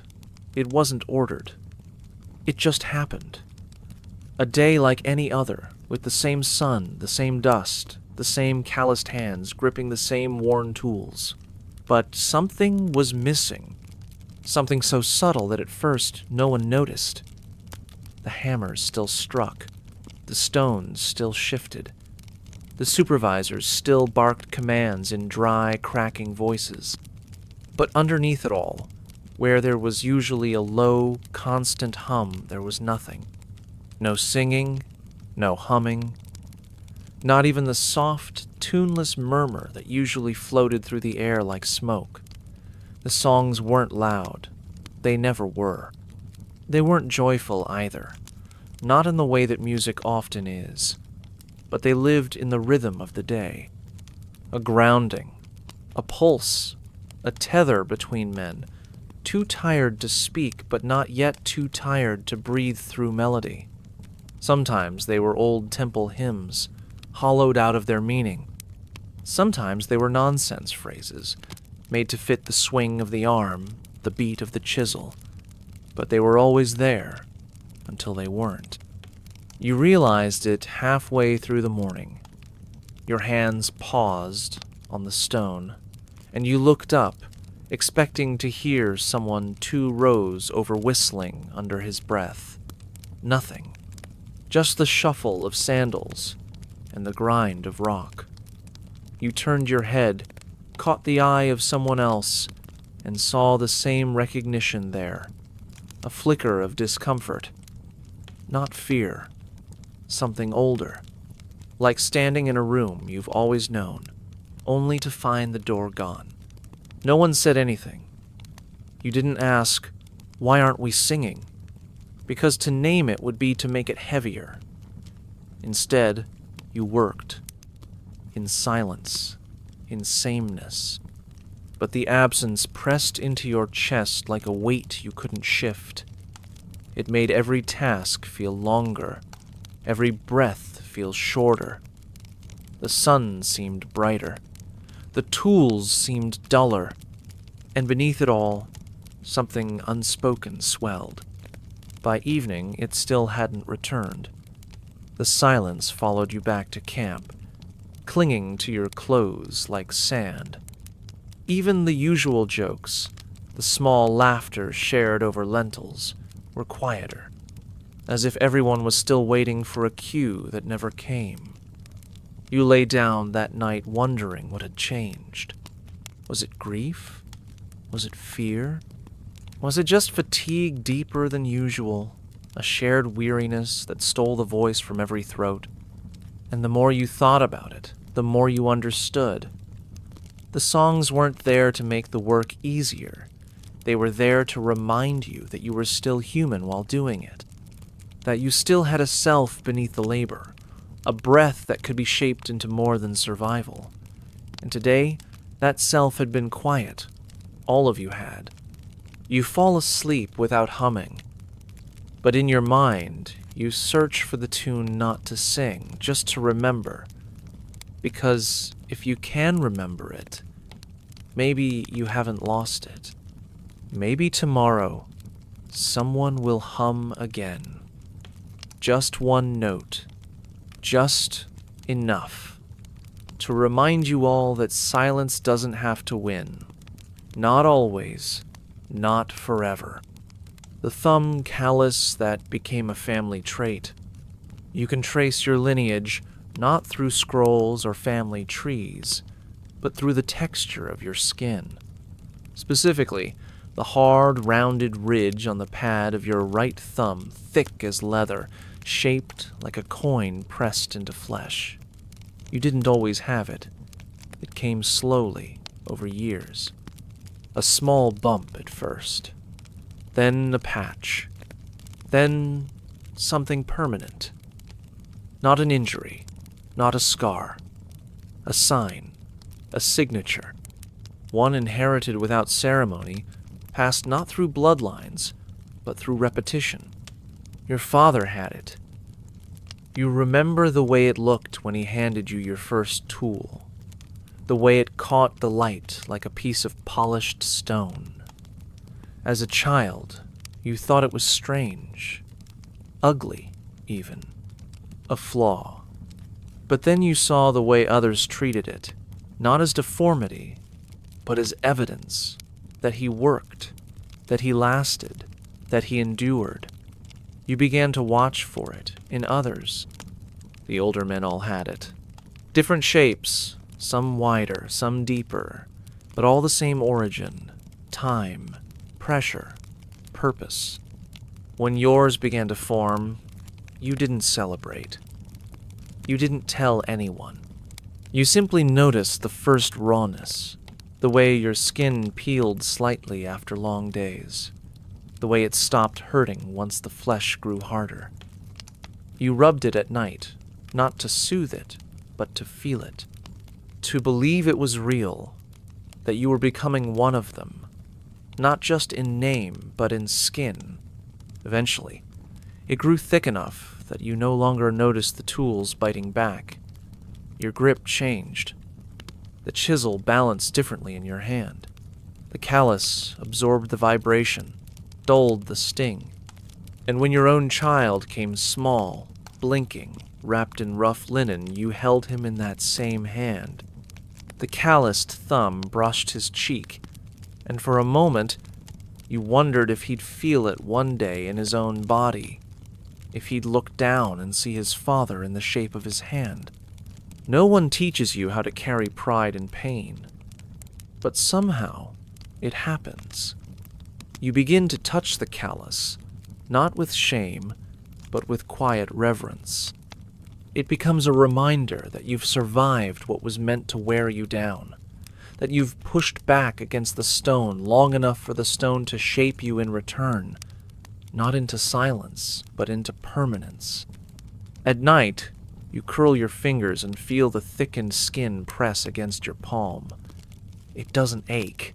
It pulses, softly, like a drum beneath the surface. And in the dark, with no one watching, you press your thumb into the earth beside you, not to leave a mark, but to feel the echo of generations who pressed down before you, who endured, who passed on something more durable than names. A legacy written not in words, but in the shape of a hand that never stopped holding on. Why clay figurines were hidden under pillows. They were small, crude, childlike in shape. Nothing like the statues carved for gods or kings, no symmetry, no polish, no grandeur. Just little figures molded by tired fingers from soft clay, hardened by the sun, then wrapped in cloth and placed beneath the straw of a sleeping mat. They weren't decorative. They weren't for trade. They were for memory, for love, for grief that had nowhere else to go. Some resembled children, round faces, wide eyes etched with blunt tools, arms that stuck out like branches. Others looked like women, curved torsos, long hair carved in soft lines, the faint suggestion of a smile or a scar. No one asked about them. No one boasted about making them. They weren't shown. They were held. At night, just before sleep, a hand would reach beneath the mat, find the figure, and press it close to the chest, to the cheek, to the ribs, not for warmth, for remembrance. You had one. You still do. It's chipped at the edge where the ear should be, and the paint, if it ever had any, has long since faded. But you know who it was meant to be. You remember the morning your wife gave birth, and the evening she didn't wake. You remember her eyes. You remember the way she used to sit on the edge of your mat and hum something soft, tuneless, while your body screamed from another day of labor. When she was gone, you didn't know what to do with your hands. So you shaped her. Not perfectly, not fully, but just enough. Others did the same. For sons left behind, for mothers buried too far to visit, for friends who vanished into silence. It was safer than speaking their names, safer than hoping someone else remembered, because the clay wouldn't forget. It didn't talk back. It didn't move. It just stayed, night after night, beneath the thin layer of sleep where dreams sometimes reached but never replaced. You never showed it to anyone, but you knew you weren't alone. You saw the way men moved their mats carefully, the way they lingered just a moment longer before lying down, the way their eyes softened when they thought no one watched. And you understood. These weren't toys. They were anchors. Tethers to a time before grief reshaped the world into something sharp and endless. Now, every night, your fingers find it in the dark. The clay is smooth with age, warmed by your body, slightly misshapen from years of quiet pressure. You hold it to your face and breathe. Not to call back the past, just to feel its weight. To remind yourself that something once lived where the ache now sits. That love, no matter how broken, leaves behind more than absence. It leaves form. It leaves presence. And sometimes, that's all you need to sleep. Not peace, not healing. Just a figure small enough to fit in your palm and strong enough to hold what memory can't carry alone. The game of pebbles and what it revealed after dark. It didn't look like much. Just a handful of small stones worn smooth by wind and time, held in a calloused palm. But after dark, when the fires dimmed and the voices grew soft, those pebbles became something else. A ritual, a release, a way of saying, we are still here, still men, still more than bodies shaped by labor and silence. The game had no real name, no fixed rules. You sat in a circle or a rough line, sometimes on bare earth, sometimes on woven mats, softened by dust. One man would toss a pebble, let it land, and then the next would do the same. You'd try to match a pattern, or avoid one, or guess how many stones lay in a closed fist. There were no prizes, no punishment, just movement, just rhythm, just the quiet hum of thought, not tied to survival. And yet, for those who watched closely, the game told stories. You could see who was tired, not by their posture, but by the way they hesitated before throwing. Who was angry not through words, but by the way they flicked the stone too hard, too far. Who wanted to win, and who wanted to lose, not because they didn't care, but because they needed the illusion of loss to feel in control of something. Anything. You notice things you wouldn't during the day. The way one man's hand trembled before his turn. The way another always smiled when he lost, as if defeat gave him permission to be seen. There were those who never won, not once. And yet they came back, night after night, as if the act of playing was enough. And perhaps it was. Because in this simple game, there was no hierarchy, no taskmasters, no records, only presence. You played too, quietly, carefully. You learned not to overthink it, to let your fingers move with instinct, not strategy, to watch, to listen, to feel when the energy in the group shifted, when a joke landed without words, when a breath caught too long, when someone needed the game more than they knew how to ask for it, and you offered them space. A turn, a small pebble placed gently into their palm. Here, your move.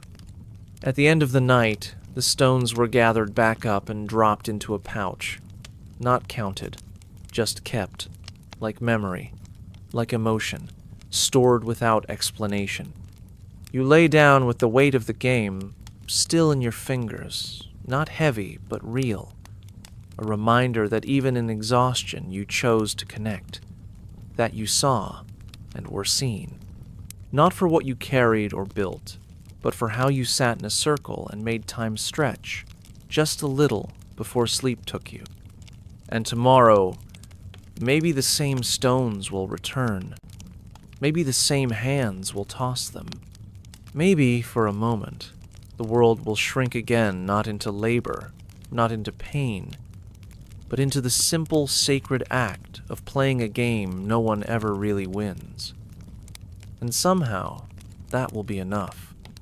Again, the cloth they wrapped around their heads and what it absorbed. It began as protection, nothing ceremonial. Just a strip of fabric, worn thin by time and sweat, wrapped tightly across the forehead, tied at the back, and sometimes draped loosely over the neck.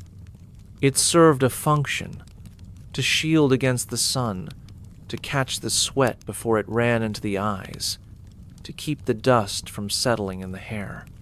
No one questioned it. It was as essential as a tool, as familiar as the taste of dust in the mouth by noon. But as the days grew longer and the heat deeper, the cloth became more than fabric. It became a witness. It absorbed more than sweat. It carried the scent of fear, the salt of shame, the breath of a man trying not to collapse under the weight of another mistake. It darkened with the oil of skin that hadn't seen water in days, crusted with the fine powder of a world carved from limestone and expectation. Each thread grew heavier with memory not written, not spoken, just lived. There were men who wrapped theirs the same way every day, ritualistic, like a prayer done with fingers instead of words. One knot, two tugs, a fold to the left, never the right. You could recognize a man by the shape of his wrap, the way it curved behind his ear or hung down his back. It became a signature, a small claim to identity in a world that flattened everything into obedience. Sometimes, when someone broke, truly broke, it was the cloth that came off first. A sudden, angry motion, a strip of fabric flung to the ground, trampled, forgotten. As if removing it might also remove the pressure building in the chest, in the spine, in the spaces no one dared name. And then, slowly, quietly, it would be picked back up, shaken free of dust, folded again with trembling hands, rewrapped as though reclaiming the shell of a self that almost unraveled. You have your own. It's torn at one end, stained with years you no longer count. You wash it when you can, but the stains always return. Not because the cloth is dirty, but because your life is. Marked, layered, permanent in its impermanence. And still, each morning, you tie it on. Not just for the sun, for the memory of doing so. For the familiarity, for the promise that you are still here. That the day has begun again, and you have chosen to face it. At night, you untie it slowly. There's no rush. You feel the tension leave your scalp, your neck. The heat dissipates just slightly. You hold the cloth in your hands and press it to your face. It smells of you. Not the version others see, but the one beneath weary, wounded, quietly enduring. You place it beside your mat, folded, waiting. And as you close your eyes, you know that come dawn, you'll reach for it again. You'll tie it not out of hope, but out of history, out of need. Because sometimes a strip of cloth is the only armor a man can carry. And for now, it is enough. When the sand swallowed a lunch, and what that did to a man's faith, it was just a meal. Simple, dry, wrapped in a strip of cloth to keep out the dust. A few coarse lentils, a fragment of bread, maybe a sliver of onion if luck had been kind that morning. Nothing worth stealing, nothing worth guarding. But it was his prepared by hands that remembered his name. Hands that may not have held him in weeks, but still packed each bite with the hope that it would reach his mouth, not the earth. That hope was all he had. And that day, the sand took it. It didn't fall far, just a slip, a stumble, a gust of wind that came out of nowhere and scattered the cloth like feathers, the contents rolling into the dune beside the worksite. He reached for it too late. The food was gone, not stolen, not spoiled, just absorbed, swallowed by a world that had always demanded everything and returned nothing. He knelt there, hands still extended, as if the sand might change its mind, as if the grains could be bargained with. But they could not. The men around him didn't laugh. They didn't tease. They looked away, pretending not to see what had just happened, because they understood. Losing a lunch wasn't just about hunger. It was about dignity. About faith, not in gods or fate, but in the fragile promise that the small things might still be yours. That effort, no matter how humble, would not be erased by chance. That what was placed in your hands in the morning would still be there by noon. He didn't speak for the rest of the day, didn't ask for food, didn't accept offers. He worked, not with anger, not with sadness, with something colder, like belief, drained of heat. Something fundamental had shifted, not broken, just realigned. He no longer expected kindness from the world, not even the kindness of keeping bread from falling. That night, he lay down without eating. His stomach was hollow, but that wasn't new. What lingered was something deeper, a silence that didn't need to be expressed. He stared at the ceiling, unmoving, and when sleep came, it came heavy. Not from exhaustion, but resignation. And you, watching from your mat across the room, felt it settle into the space between you like dust. You didn't know his prayers. You didn't know his God. But you knew what it meant to believe in something small and to have it taken, not by force, but by accident, by nature, by the same sand you walked on every day, trusting it to hold you. You rolled onto your side and pulled your own cloth closer, pressed it against your chest like armor.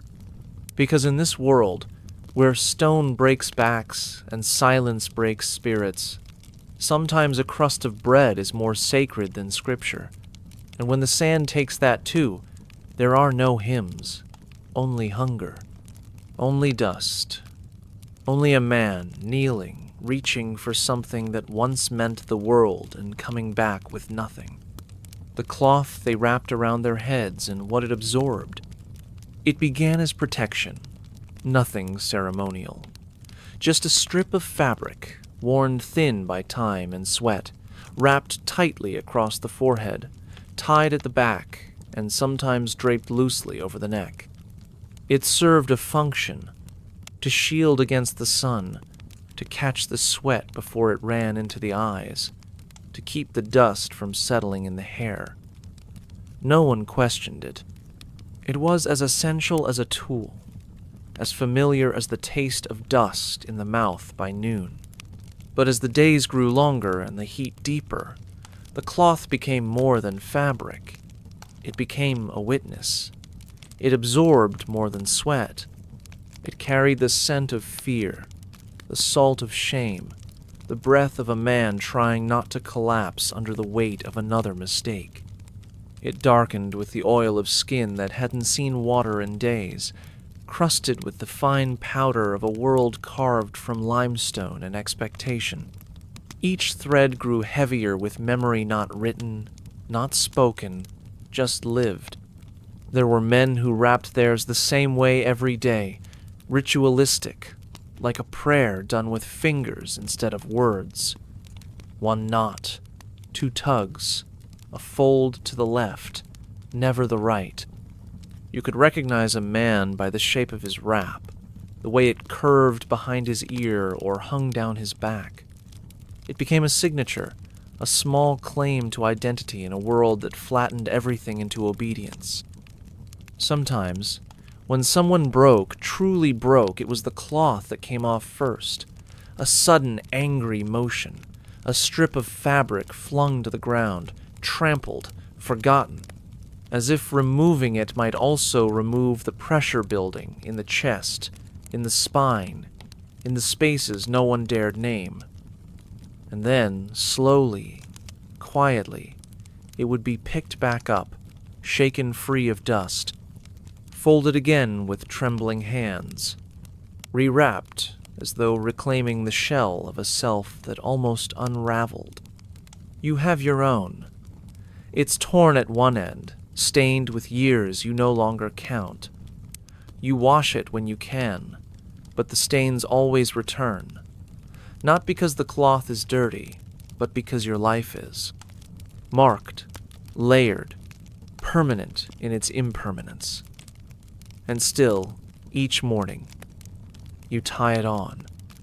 Not just for the sun, for the memory of doing so, for the familiarity, for the promise that you are still here, that the day has begun again, and you have chosen to face it. At night, you untie it slowly. There's no rush. You feel the tension leave your scalp, your neck. The heat dissipates just slightly. You hold the cloth in your hands and press it to your face. It smells of you.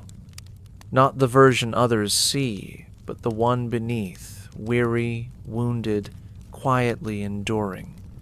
You place it beside your mat, folded, waiting. And as you close your eyes, you know that, come dawn, you'll reach for it again.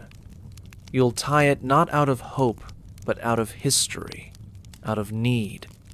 Because sometimes, a strip of cloth is the only armor a man can carry, and for now, it is enough. The voice that read the stars, and how it vanished one night. He wasn't a scribe, nor a priest. He didn't wear robes or carry scrolls. His hands were calloused, his back curved from lifting stone like the rest of you. But when night fell, and the fires burned low, He would lie on his back with his hands behind his head and speak to the sky as if it were an old friend. He knew the stars not by name, but by rhythm, by their positions, by how they tilted with the seasons and how they shifted just slightly from one week to the next. He'd speak softly, not to impress, but to share, and when he pointed, the sky itself seemed to lean closer. You'd gather around him, some in silence, others with questions you were too shy to ask during the day. He didn't mind. He'd answer with a calm that felt like water poured into a dry cup. "That one there," he'd say, "means the wind will change soon." Or, "When that one sits lower, it means the river's pulse will slow."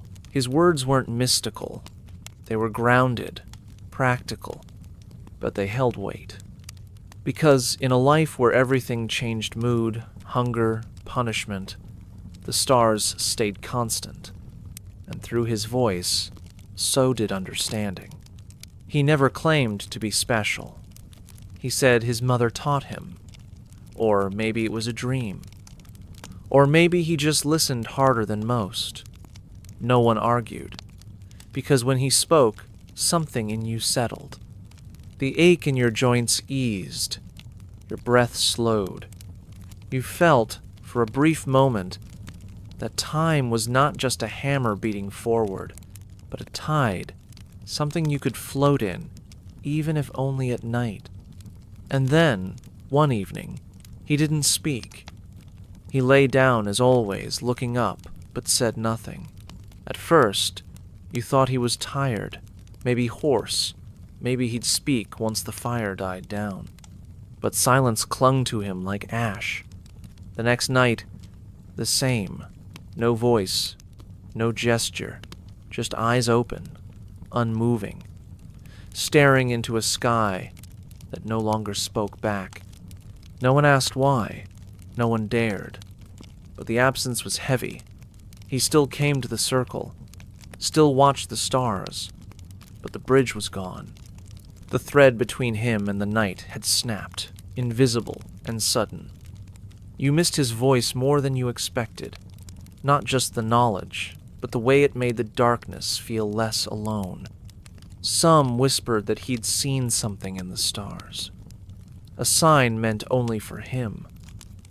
Others believed he'd simply lost heart, that whatever strength he'd drawn from the sky had finally run dry.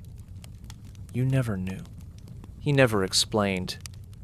But you kept coming, hoping that one night he might speak again, that the rhythm would return, that the map above would find its reader. It never did. Still, you watched the stars, not to understand them, but to remember how it felt when someone did. When a man, burdened like you, could lift his eyes and find patterns instead of chaos. And on the nights when the wind is still and the sky unusually clear, you whisper the names he once gave. You point to the shapes he taught you, not with certainty, but with care. Because even a vanished voice leaves echoes, and even silence, when shared, can guide you home, quietly, slowly, one star at a time.